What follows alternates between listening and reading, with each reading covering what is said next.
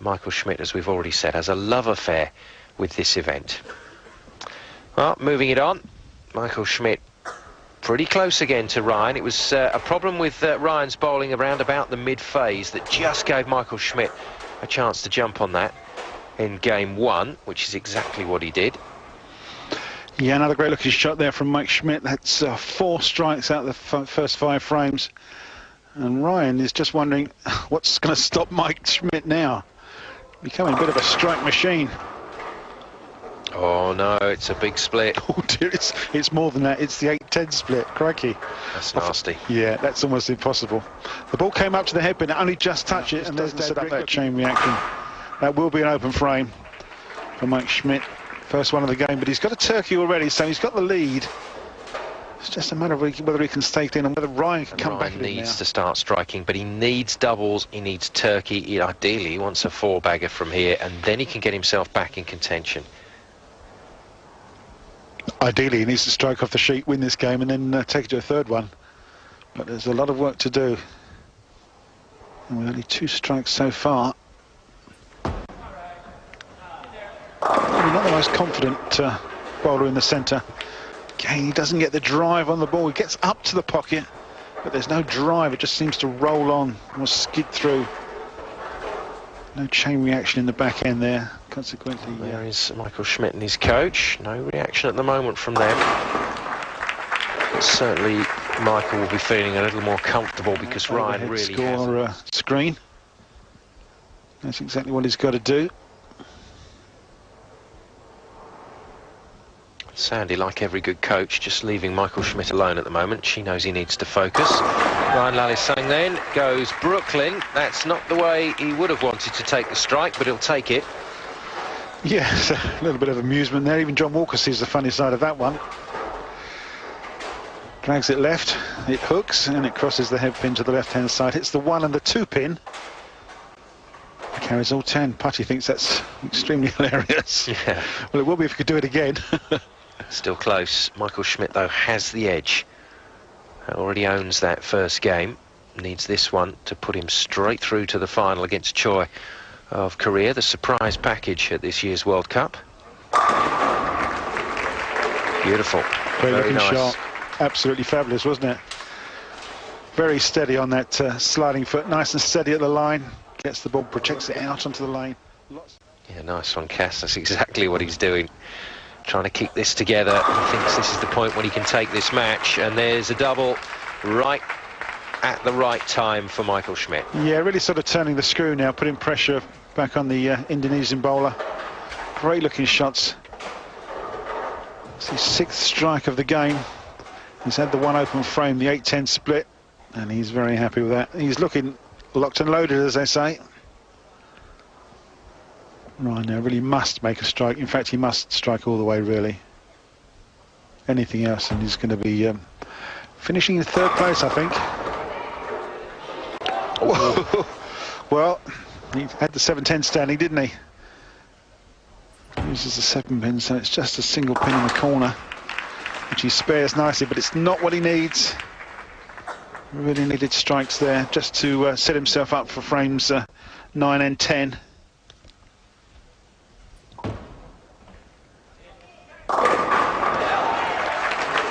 To fall away off that shot, but it's done the business.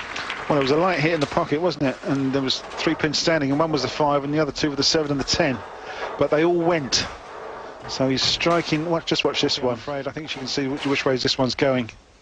Yeah, Ryan's checking the score, but I'm afraid he's not going to enjoy what he's reading there. That double from Michael Schmidt has put the pressure on. Now, if Michael can turn that into turkey into the foundation frame, he has got I would say 1.5 feet in the final. Yeah, strike here, and he's just going to need a mark in the 10th frame, and that will shut out Ryan Lalisang, who at the moment can go off the sheet, strike out for only 217. Mike potentially 247, and he's looking very strong in the 1-3 pocket. The right-hander from Canada, the man from Winnipeg. Lays it up nicely, lots of rotation. What a great looking shot that is. And that's probably going to be the ball that wins this game and wins this match and sends Mike Schmidt to the World Cup final yet again. It's probably the most important ball he's bowled in this tournament to date. This could be the ball that's going to send him through. 10th frame, needs a spare to win, to shut out Lalisang. And he won't be rushed.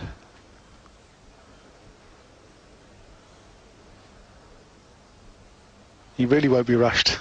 He's taking his time, isn't he? We're, yeah, good job he's not playing territory here. Playing on the if he's not playing on the PBA tour, he'd have the shot clock against him, wouldn't he? 25 seconds, and you get fined $500. But this is the big ball. This one to win. Was it worth the wait for Michael Schmidt? Yes, it was. He makes it. Absolutely, yeah. Well worth waiting for. And I heard it, and you may well have done as well. Dad in the background, Rick Schmidt. Famous words, carry and yeah. As that ball absolutely ripped the rack, and the 7-pin goes. Makes it 4 strikes in a row, and he's finishing big time here. Look at that. Look at the body language. Just great. Just fantastic. Well bowled, Mike Schmidt. Emotional stuff then from the Canadian. Well, it's all gone kind of silent in the crowd, isn't it? Because the last representative from the Pacific Rim has gone. And he's just tidying up here with a run of strikes, isn't he? Another one there in the 10th. One more ball to go. And can strike out with 10 strikes in this game for a fabulous 247. So that's some really great bowling.